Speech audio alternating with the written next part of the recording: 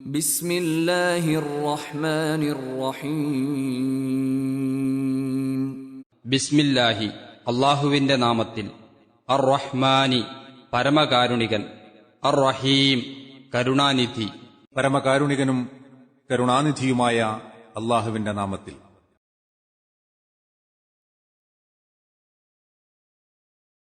ألم نشرح لك صدرك വചനം 1. അലം നശ്റഹ് നാം വികസിപ്പിച്ചു തന്നില്ലേ, വിശാലപ്പെടുത്തി തന്നില്ലേ, ലക്ക നിനക്ക്, സ്വദറക്ക നിന്റെ നെഞ്ച്, ഹൃദയം നബിയെ നിന്റെ നെഞ്ച് അഥവാ ഹൃദയം നിനക്ക് നാം വിശാലമാക്കി തന്നില്ലേ.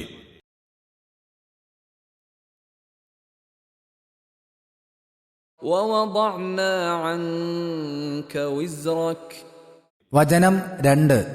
വവദഅന നാം ഇറക്കി താഴ്ത്തി വെക്കുകയും ചെയ്തു, അൻക നിന്നിൽ നിന്ന്, വിസ്റക് നിന്റെ ഭാരം, വിഷമം നിന്റെ ഭാരം നിന്നിൽ നിന്നു നാം ഇറക്കി വെക്കുകയും ചെയ്തിരിക്കുന്നു.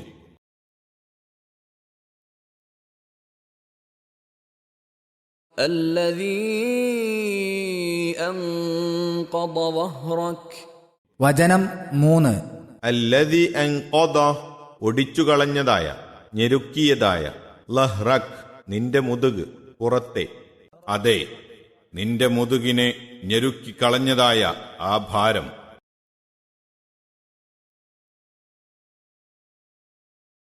ورفعنا لك ذكرك വചനം 4.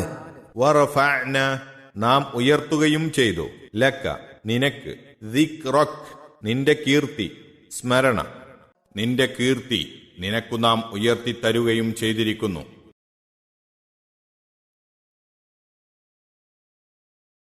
فإن مع العسر يسرا വചനം 5. ഫഇന്ന അപ്പോൾ, എന്നാൽ നിശ്ചയമായും, മഅൽ ഉസ്രി ഞെരുക്കത്തോടുകൂടി ഉണ്ട്, പ്രയാസത്തിന്റെ ഒപ്പം ഉണ്ട്, യുസ്റ ഒരു സൗകര്യം, എളുപ്പം. അപ്പോൾ അറിയുക, നിശ്ചയമായും ഞെരുക്കത്തോടുകൂടി ഒരു സൗകര്യം അഥവാ എളുപ്പം ഉണ്ടായിരിക്കും.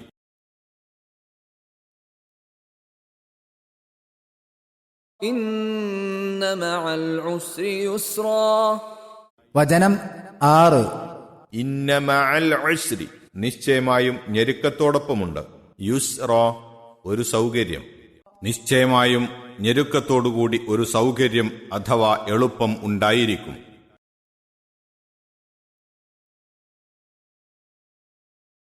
فإذا فرغت فانصب വചനം 7. ഫഇദാ ഫറഗ്ത ആകയാൽ നീ ഒഴിവായാൽ, നിനക്ക് ഒഴിവു കിട്ടിയാൽ, ഫൻസബ് നീ അധ്വാനിക്കുക, പരിശ്രമം ചെയ്യുക. ആകയാൽ നിനക്ക് ഒഴിവു കിട്ടിയാൽ നീ അധ്വാനിച്ചുകൊള്ളുക.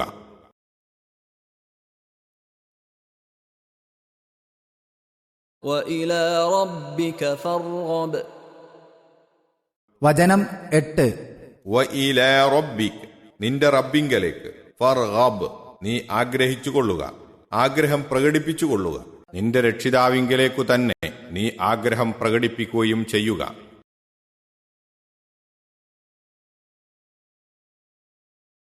കഴിഞ്ഞ സൂറത്തിൽ കണ്ടതുപോലെ അള്ളാഹു നബി സല്ലല്ലാഹു അലൈഹി വസല്ലമക്ക് ചെയ്തു കൊടുത്ത ചില മഹത്തായ അനുഗ്രഹങ്ങളെ അനുസ്മരിപ്പിച്ചുകൊണ്ട് അവിടത്തേക്ക് മനസ്സമാധാനവും ശുഭപ്രതീക്ഷയും ഉണ്ടാക്കുന്നവയാണ് ഈ വചനങ്ങളും. അള്ളാഹു മനുഷ്യന് നൽകുന്ന അതിമഹത്തായ ഒരു അനുഗ്രഹമത്രേ ഹൃദയവിശാലത.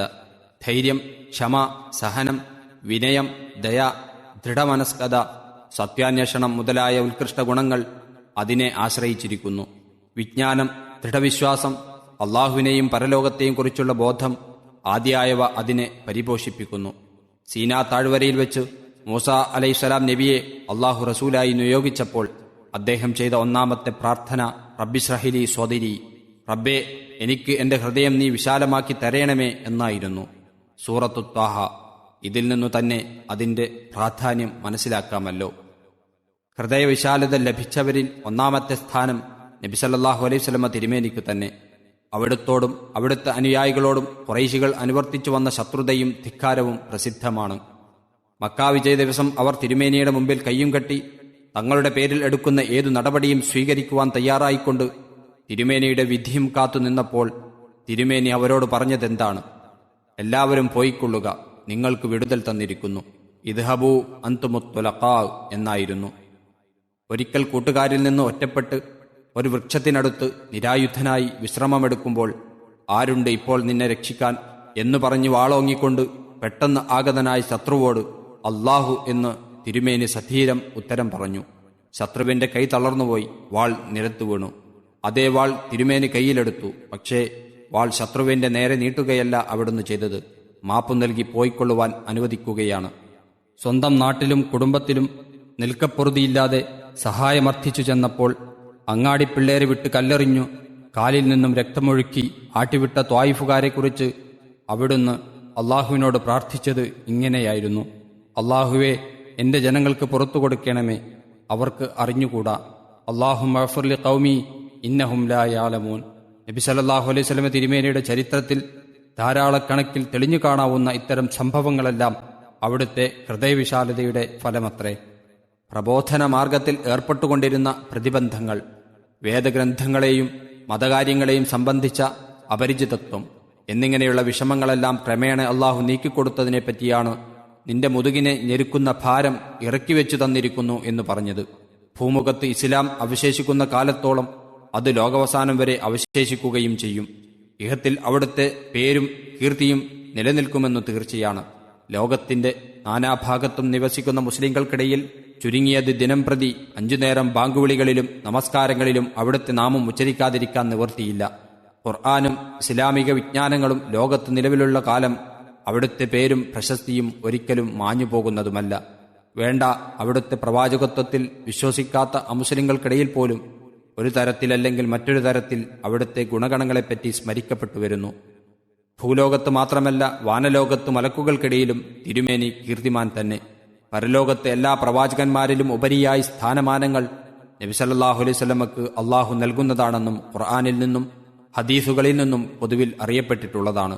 മേൽ പ്രസ്താവിച്ച അനുഗ്രഹങ്ങളെ ഓർമ്മിപ്പിച്ച ശേഷം അതിപ്രധാനവും സത്യവിശ്വാസികൾക്കാകമാനം മനസ്സമാധാനം നൽകുന്നതുമായ ഒരു തത്വ യാഥാർത്ഥ്യം അള്ളാഹു ഉണർത്തി. നാം സദാ ഓർമ്മിച്ചിരിക്കേണ്ടതും ഓർമ്മിക്കുന്നവർക്ക് ജീവിതത്തിൽ നിത്യ മനസ്സമാധാനവും സൽപ്രതീക്ഷയും പ്രദാനം ചെയ്യുന്നതുമാണ് ഈ 2 ചെറുവചനങ്ങൾ.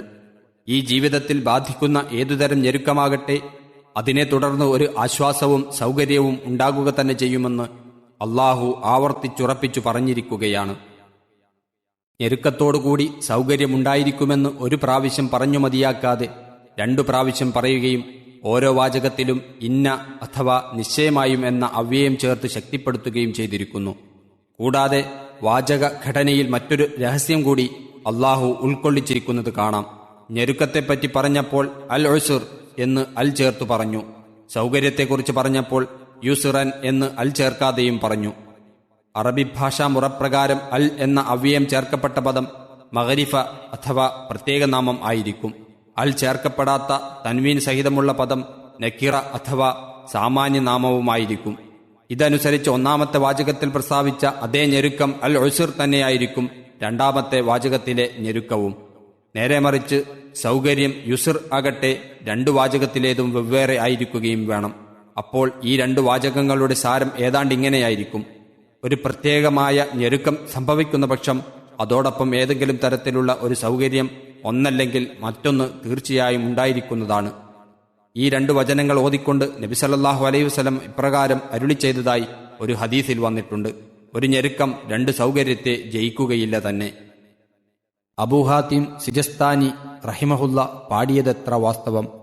ഇദസ്തമലത് അലൽ യഅ്സിൽ ഖുലൂബു വലാഖാ ലിമാ ബിഹി സ്വദുറുർ റഹീബു വഔതഅത്തിൽ മകാരിഹു വത്മഅന്നത് വഅർസതു ഫീ അമാകിനിഹൽ ഖുതൂബു വലം തറാ ലിഇൻകിശാഫിൽ ദുർരി വജ്ഹ വലാ അഗ്നാ ബിഹീലതിഹിൽ അരീബു അതാക അലാ ഖനൂതിൻ മിൻക ഔസുൻ യമുന്നു ബിഹിൽ ലതീഫുൽ മുസ്തജീബു വകുല്ലുൽ ഹാദിസാതി ഇദാ തനാഹത് ഫമൗസൂലും ബിഹൽ ഫറജുൽ ഖരീബു.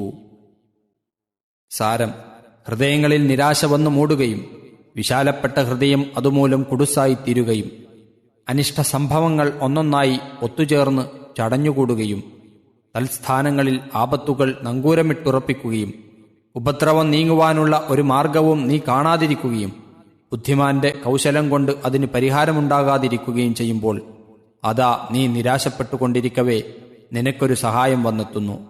അഥവാ പ്രാർത്ഥനയ്ക്ക് ഉത്തരം നൽകുന്ന ആ സൗമ്യശീലൻ അള്ളാഹു അത് പ്രദാനം ചെയ്യുന്നു.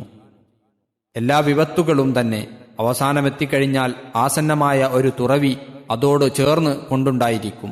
അള്ളാഹു പറയുന്നു, ഞെരുക്കങ്ങളെ തുടർന്ന് സൗകര്യങ്ങളും ഉണ്ടായിരിക്കുമെന്ന് ഉണർത്തിയ ശേഷം പ്രത്യക്ഷത്തിൽ നബി സല്ലല്ലാഹു അലൈഹി വസല്ലമ തിരുമേനിയെ അഭിമുഖീകരിച്ചുകൊണ്ടാണെങ്കിലും സത്യവിശ്വാസികൾക്ക് പൊതുവെ അള്ളാഹു മഹത്തായ ഒരു ഉപദേശം ഈ വചനങ്ങളിൽ നൽകിയിരിക്കുകയാണ്. ഒഴിവ് കിട്ടിയാൽ അധ്വാനിക്കണം. ആഗ്രഹം പ്രകടിപ്പിക്കുന്നത് അഥവാ അപേക്ഷ സമർപ്പിക്കുന്നത് അള്ളാഹുവിങ്കിലേക്കായിരിക്കണം എന്നത്രേ അത്. ഇന്നിന്ന കാര്യങ്ങളിൽ നിന്ന് ഒഴിവായാൽ എന്നോ ഇന്നിന്ന വിഷയങ്ങളിൽ അധ്വാനം ചെയ്യണമെന്നോ പ്രത്യേകം വ്യക്തമാക്കാതിരുന്നത് വളരെ അർത്ഥവത്താകുന്നു.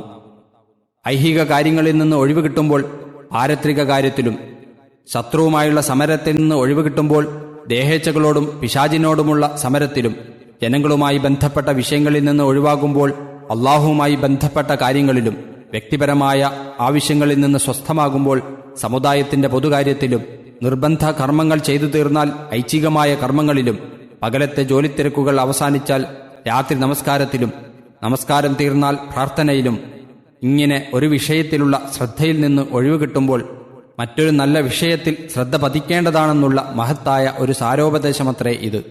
ഒരു കാര്യത്തിൽ ശ്രദ്ധ പതിഞ്ഞുകൊണ്ടിരിക്കെ മറ്റൊരു കാര്യത്തിൽ വേണ്ടത്ര ശ്രദ്ധ പതിക്കുവാൻ മനുഷ്യർക്കു സാധ്യമല്ല. ആ ജഅലല്ലാഹു ലിറജുലിൻ മിൻ ഖൽബൈനി ഫീ ജൗഫിഹി, ഒരു മനുഷ്യനും തന്നെ അവന്റെ ഉള്ളിൽ അള്ളാഹു 2 ഹൃദയങ്ങളെ ഏർപ്പെടുത്തിയിട്ടില്ല. 33-4. ഭക്ഷണത്തിന്റെ മുമ്പിൽ വെച്ചും മലമൂത്ര വിസർജനത്തിന് മുട്ടുമ്പോഴും നമസ്കരിക്കരുതെന്ന് വിരോധിക്കുന്ന മുസ്ലിം രേഖപ്പെടുത്തിയ നബിവചനം ഈ തത്വത്തെ ആസ്പദമാക്കിയാവുന്നു. ഒഴിവു സമയം ഏതെങ്കിലും തരത്തിൽ സ്വന്തം നന്മക്ക് ഉപയോഗപ്പെടുത്താതിരിക്കുന്ന പക്ഷം അത് മനുഷ്യന് നേരിടുന്ന തീരാ നഷ്ടമായിരിക്കും. കാരണം ആ സമയം പിന്നൊരിക്കലും അവന് തിരിച്ചു കിട്ടുവാൻ പോകുന്നില്ല. നബി സല്ലല്ലാഹു അലൈഹി വസല്ലമ അരുളി ചെയ്യുന്നു, നിഅമതാനി മഅബൂനും ഫീഹിമാ കസീറും മിനൻ നാസി അസ്സിഹ്ഹത്തു വൽ ഫറാ. 2 അനുഗ്രഹങ്ങളുണ്ട്, അവയിൽ മിക്ക മനുഷ്യരും നഷ്ടം ബാധിക്കുന്നവരാണ്: ആരോഗ്യവും ഒഴിവു സമയവും. ബുഖാരി. ഏതൊരു കാര്യവും നിർവഹിക്കുവാൻ അള്ളാഹുവിങ്കിൽ നിന്നുള്ള സഹായം അനിവാര്യമാണ്. അതിന്റെ പര്യവസാനം നന്നായിത്തീരുവാൻ അവന്റെ അംഗീകരണവും അനിവാര്യം തന്നെ. അതിന്റെ യഥാർത്ഥ പ്രതിഫലം അവനിൽ നിന്നു മാത്രം ലഭിക്കേണ്ടതുമാണ്. അപ്പോൾ എല്ലാ കാര്യത്തിലും അവന്റെ മുമ്പിൽ ആഗ്രഹം പ്രകടിപ്പിക്കേണ്ടത് ആവശ്യമാകുന്നു. അവനോട് മാത്രമേ അത് പ്രകടിപ്പിച്ചിട്ട് ഫലവും ഉണ്ടാവുകയുള്ളൂ. പാരത്രികമെന്നോ ഐഹികമെന്നോ മതപരമെന്നോ ലൗകികമെന്നോ ഉള്ള വ്യത്യാസം കൂടാതെ എല്ലാ നല്ല കാര്യത്തിനും അള്ളാഹുവിന്റെ മുമ്പിൽ അപേക്ഷ സമർപ്പിക്കാവുന്നതും സമർപ്പിക്കേണ്ടതുമാണ്. ചെരുപ്പിന്റെ വാർ മുറിയുമ്പോഴും ഭക്ഷണത്തിന് ഉപ്പ് ആവശ്യമായി വരുമ്പോഴും കൂടി അതിനുവേണ്ടി അള്ളാഹുവിനോട് പ്രാർത്ഥിക്കുവാൻ ഹദീസിൽ നിർദ്ദേശിക്കപ്പെട്ടിരിക്കുന്നു. തിർമിദി. ഇത്രയും നിസ്സാരപ്പെട്ട കാര്യങ്ങൾ പോലും അള്ളാഹുവിന്റെ സഹായം കൂടാതെ സാധ്യമാകുന്നതല്ലെന്ന് അല്പം ആലോചിക്കുന്നവർക്ക് അറിയാവുന്നതാണ്. എന്നിരിക്കെ വൻ കാര്യങ്ങളെക്കുറിച്ച് പറയേണ്ടതുണ്ടോ? ഏതൊരു കാര്യത്തിനും പ്രാർത്ഥിച്ചു ചുമ്മാ ഇരുന്നാൽ പോരാ. ഓരോന്നിലും അവരവർക്കറിയുന്നതും കഴിയുന്നതുമായ ശ്രമങ്ങൾ ചെയ്യുകയും വേണ്ടതുണ്ട് എന്ന് പറയേണ്ടതില്ല. പക്ഷേ ആ ശ്രമം ഫലപ്പെടുത്തുന്നതും അള്ളാഹുവാണല്ലോ. എല്ലായ്പ്പോഴും ദുആ ചെയ്യുവാൻ പറ്റിയതും മേൽ ചൂണ്ടിക്കാട്ടിയ വസ്തുതകൾ മനസ്സിലാക്കുവാൻ ഉതകുന്നതും നബി സല്ലല്ലാഹു അലൈഹി വസല്ലമ തിരുമേനി ദുആ ചെയ്യാറുണ്ടായിരുന്നതായി ഇമാം മുസ്ലിം റഹിമഹുല്ല ഉദ്ധരിച്ചിട്ടുള്ളതുമായ ഒരു ദുആ ഇവിടെ ഉദ്ധരിക്കുന്നത് നന്നായിരിക്കും. അല്ലാഹുമ്മ അസ്ലിഹ് ലി ദീനി അല്ലദീ ഹുവ ഇസ്മത്തു അംരി വസ്ലിഹ് ലി ദുനിയായ അല്ലത്തി ഫീഹാ മആശി വസ്ലിഹ് ലി ആഖിറതി അല്ലത്തി ഫീഹാ മആദി വജ്അലിൽ ഹയാത സിയാദതൻ ലി ഫീ കുല്ലി ഖൈർ വജ്അലിൽ മമാത റാഹതൻ ലി മിൻ കുല്ലി ശർർ. സാരം: അല്ലാഹുവേ, എന്റെ കാര്യത്തിന്റെ രക്ഷയാകുന്ന എന്റെ മതനിഷ്ഠ നീ എനിക്ക് നന്നാക്കി തരേണമേ. എന്റെ ജീവിതമാർഗം ഉൾക്കൊള്ളുന്നതായ എന്റെ ഐഹിക ജീവിതവും നീ എനിക്ക് നന്നാക്കി തരേണമേ. എന്റെ മടക്കസ്ഥലം ഉൾക്കൊള്ളുന്ന എന്റെ പാരത്രിക ജീവിതവും നീ എനിക്ക് നന്നാക്കി തരേണമേ. ഈ ജീവിതം എല്ലാവിധ നന്മയിലും എനിക്ക് വർധനവാക്കി തീർക്കുകയും ചെയ്യണമേ.